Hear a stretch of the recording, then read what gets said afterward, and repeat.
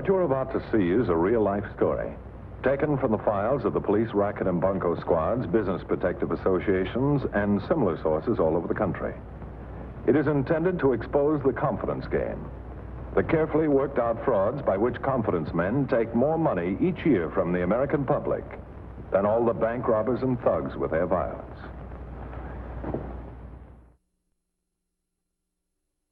I call this file the case of the Hearse chaser. And oddly enough, the tip-off to this one was delivered right to my back door. It was just a few weeks ago in the morning lineup that I spotted Jess Cordell, who had been picked up on a drunk charge.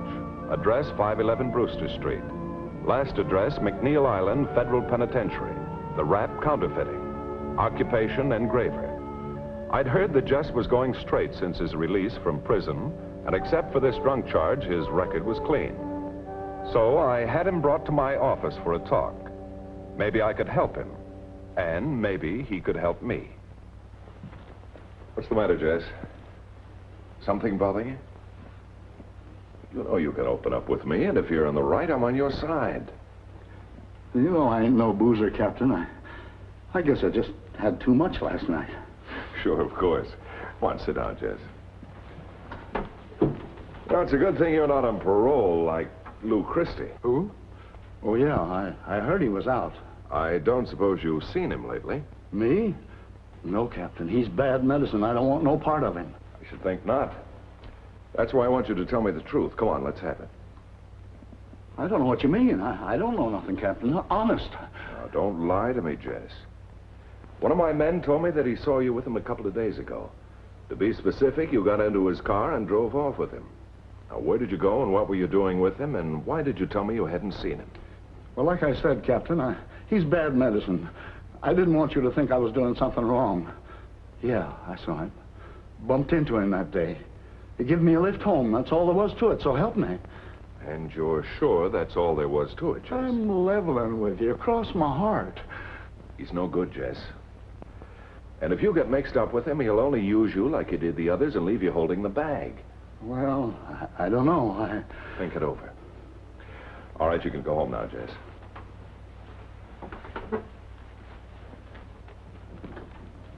Oh, Jess, that flashy convertible of Christie's, pretty good for a man just out of prison. Any idea where he got the money to pay for it? He never said nothing to me. I see. Can I go now, Captain? Oh, yeah, sure. Sure, Jess.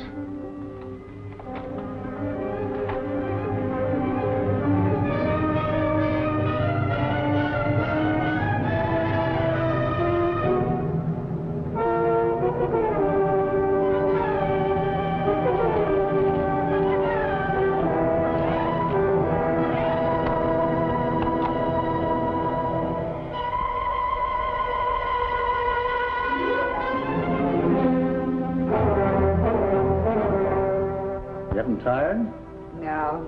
I just love my work.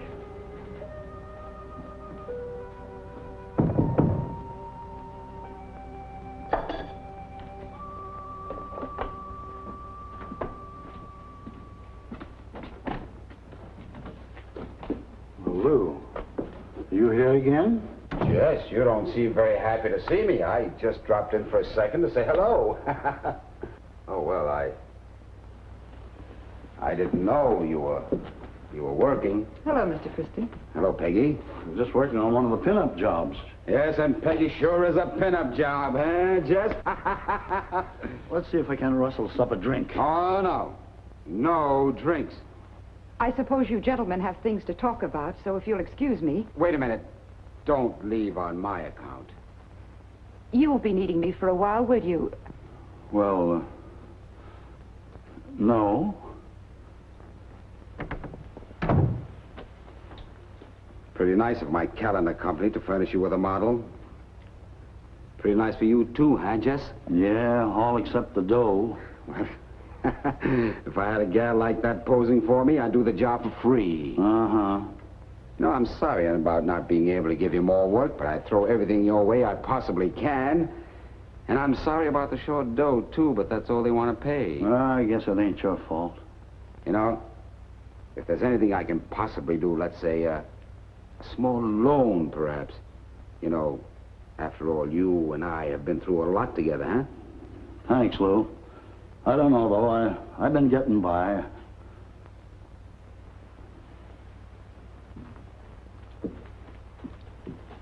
Yeah? I was just thinking. No, I guess it wouldn't work. You've got to finish the work you're doing on this picture, and what I have in mind is a very, very rushed job. Anyway, maybe it's not even down your alley. What do you mean, Lou?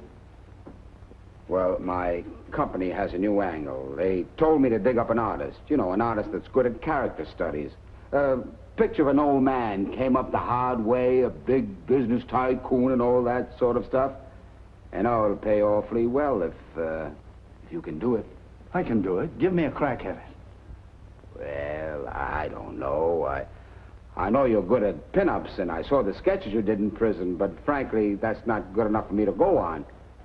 But, you know, if you could possibly show me something... Wait a minute.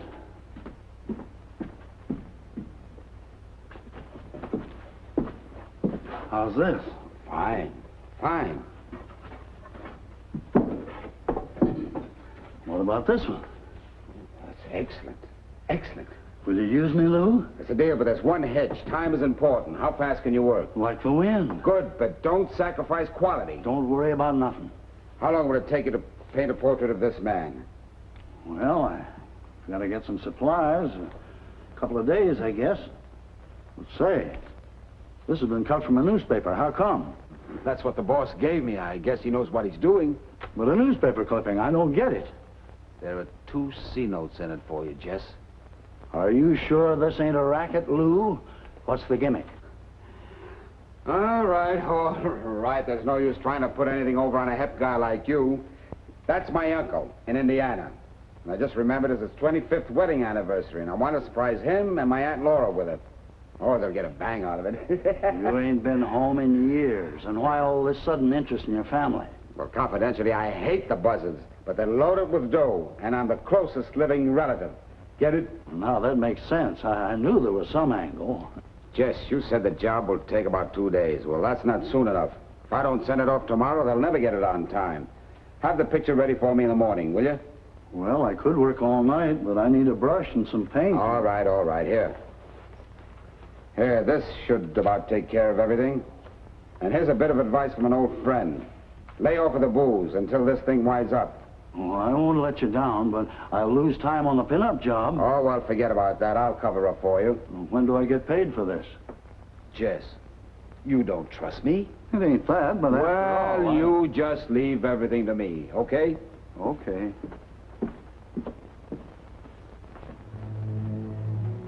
Virginia? I'm making coffee. You want some? No, thanks. Had breakfast out. Good and hot. You sure?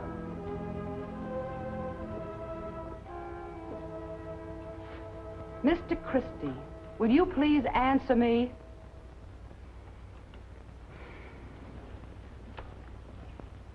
What's up? Where'd you go this morning, early bird? Or do I have to wait till after the funnies for an answer? Oh, I'm sorry, darling, but you know, this is business, and business before... If you say that once more, I'll scream. We've been here almost a month and still nothing. We were all set up in Frisco, but oh no. We had to come to this burg. Well, it's safer to keep moving. Anyway, you know why we're here. Yeah, to find that artist friend of yours. The guy that was your cellmate at McNeil Island. And to dig up a sucker, I hope. Now, please, let's not discuss prisons. Anyway, we found the artist, didn't we? And don't I know it. Haven't I been knocking my brains out posing for him while you're out being a big man? I know, darling, but somebody's got to keep tabs on him. What if he gets drunk and spills to the cops? I know. But you've been paying him peanuts. Will he continue to play ball? Yeah, he'll continue to play ball, all right. He needs dough. Anyway, he doesn't know, and I'm not going to tell him the racket it is. Last time I used a guy, he wanted half for the take. Half. According to Maxwell, the man I had assigned to tail Christie, Lou stayed home for most of that evening.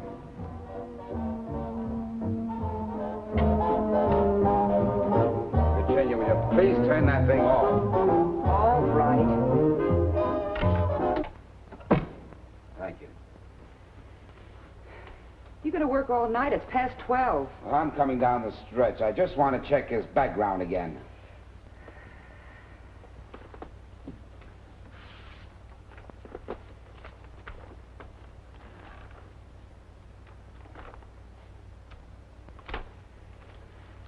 Nuts. Huh? I said nuts. Oh, yes, dear. There. That's done. It's about time. I'm ready for the booby hatch. Oh, I'm sorry, dear. I'll make up for it tomorrow night. Tomorrow night, we celebrate. Go out and buy yourself a new bonnet in the morning. It'll make you feel much better. Oh, darling, I just love being married to you. Yeah, you love shopping sprees, too, don't you, huh? Oh, look, come here. Test me. Okay, shoot. His name, Henry Burton. Elks, Rotary, Chamber of Commerce. Age 55. I met him 6 months ago at the Rotary dinner. Hadn't you better make it a year? 6 months. Now, wait a minute, let's see. He was the head of the Burton Meatpacking Corporation. Is that right? Check. The next morning, we had a break. Christie's wife came out earlier than usual.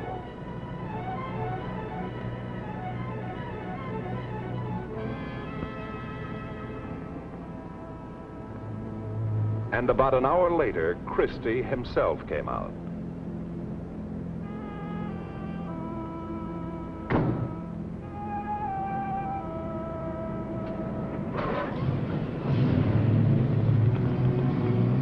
My man quickly phoned in this information. He'd stay on Christie's tail while one of my other men searched the empty apartment.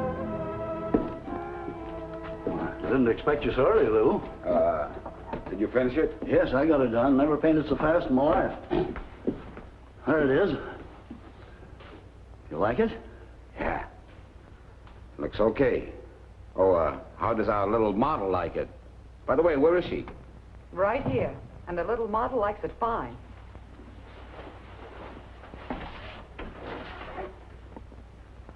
Yeah. Just did a good job. I'm proud of him. Take a bow, Rembrandt. Oh, it ain't that good. You got any wrapping paper? Sure. Yeah.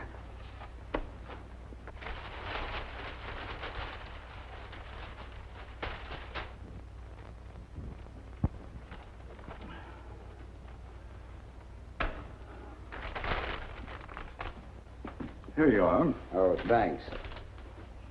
Oh, Peggy, don't forget you're having lunch with me at my place today. Hey, you better come early. I want to go over that new account with you. I'll be there. Well, I thought we were going to eat here. Why, Jess, darling, I believe you're jealous. Well, that's silly. I just wanted to get your picture done, that was all. I'll send it back to you right after lunch. Okay.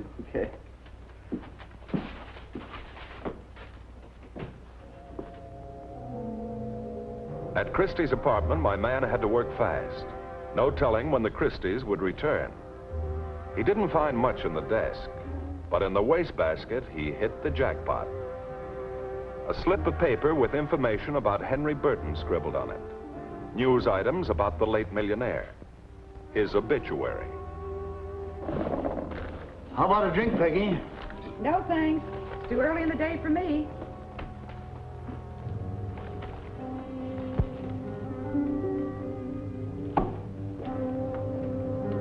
Henry Burton, dead at 55.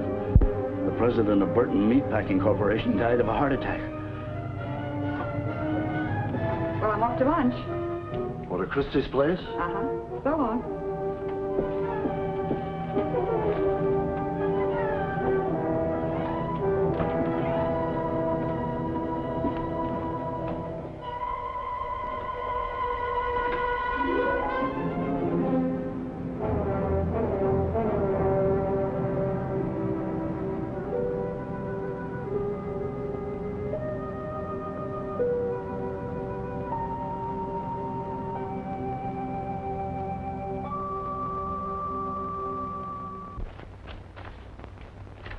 Hi, Lou. Almost all packed? Oh, just about.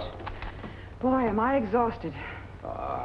Poor kid. I'm sorry I had to put you to work, but I couldn't have swung this thing without you. You know, Jess would have gotten wise for sure if I hadn't planted you at his place. No, let's not talk about that dumb goof. You know, I really think he had ideas about me. You mean you and Jess? Oh, no. Not many wives would do what I've done for you. Say, how much do you think you can get Mrs. Burton to kick in with? Well, I was going to shoot for $5,000, but I guess that's a little too high. I think I'll settle for 3 this trip. Oh, speaking of trips, I think we better get... Wonder who that could be. There's one way of finding out. Yeah.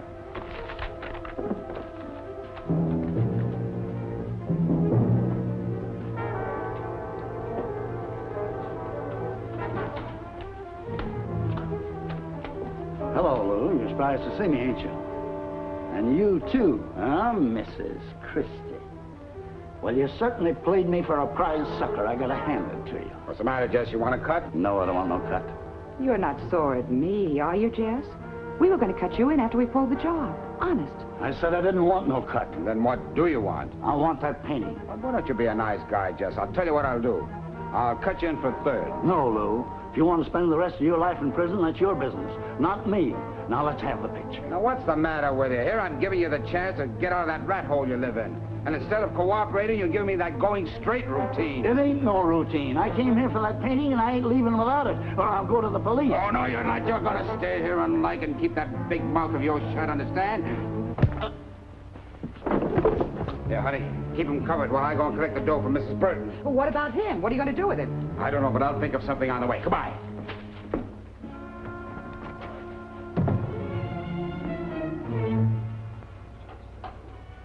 Stay where you are, Jess. Oh, my heart.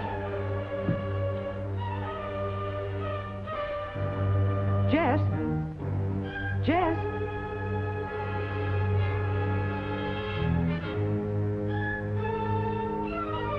Jess?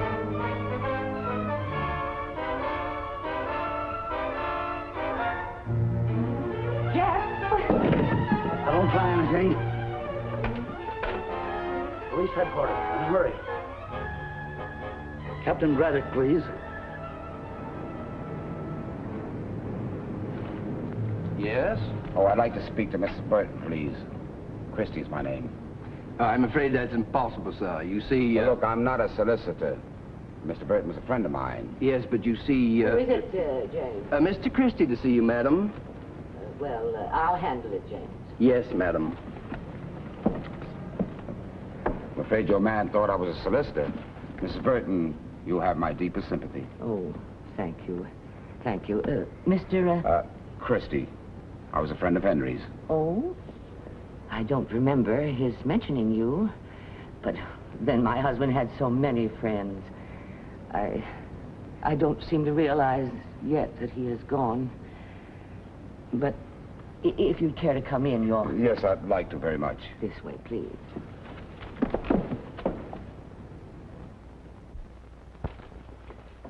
I hate to intrude at a time like this. Well, won't you sit down, Mr. Christie? Yes, thank you.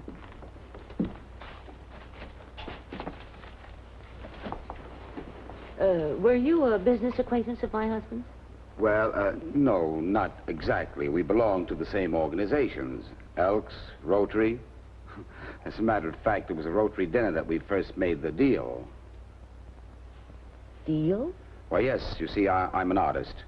And I had the good fortune and honor of having your husband sit for me. Henry sit for a portrait? Why, that's difficult for me to believe. How could he? He was always so busy. Well, it took almost 6 months, but he did it. He thought it would make such a nice present for you and the children. You mean to say Henry really did pose for you? Yes, he did, and I have it right here. Would you like to see it? Oh, may I please? Yes, of course.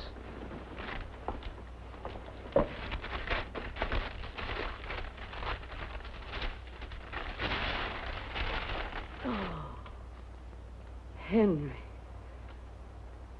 Oh, it is beautiful. Henry. He was a wonderful subject. Such a strong, honest face. Oh, yes.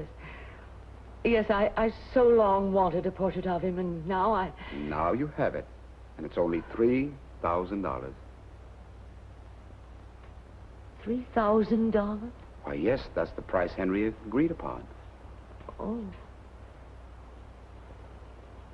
Oh, all right.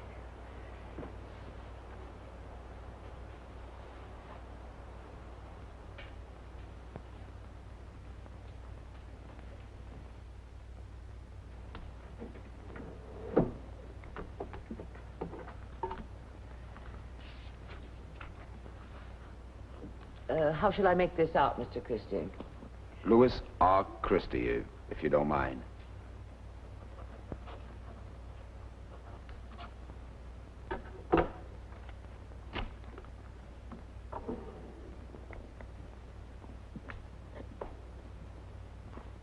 I can't tell you how this makes me feel. What a lovely remembrance from Henry. And the pose is so like him. Thank you, Mrs. Burton. You're so kind. Goodbye, Mr. Christie. And I still can't get over how you were able to capture the personality of my husband.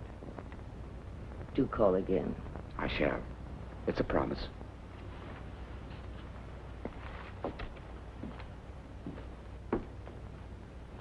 Hello, Mr. Christie. Are we too early? Braddock. Mr. Christie, do you know these men? Oh, you must be Mrs. Burton. Yes. I'm Captain Braddock, the police department. This man is a known criminal. Mr. Christie? Why, I've just... I'll explain it to you later, Mrs. Burton. I'll take this if you don't mind. All right, he's yours, Max. It's a mistake. A big mistake. That's right, and you made it, Christie. All right, take him away, Max. But why did Mr. Christie choose me? He was engaged in a very vicious racket, Mrs. Burton. What we call hearse chasing. Oh. You see, these men choose their subjects from the obituary columns and then contact the bereaved families with fake articles supposedly ordered by the deceased. Now, in 9 cases out of 10, the family will gladly pay the bill, thinking it was something the deceased wanted. But this picture, it is Henry. Christie cut a picture of your husband out of a newspaper and had an ex-cellmate of his make a copy of it. Oh, and I believed it. You're not the first one that he's convinced, Mrs. Burton. You see, he had the advantage over you because he knew that you were in no frame of mind to logically evaluate the situation. Let's look at the picture again. Notice the rough brush marks, the harsh colors. This picture is hardly worth $3, let alone $3,000. Oh, yes. Yes, I recognize that now. First, all I saw was Henry's face.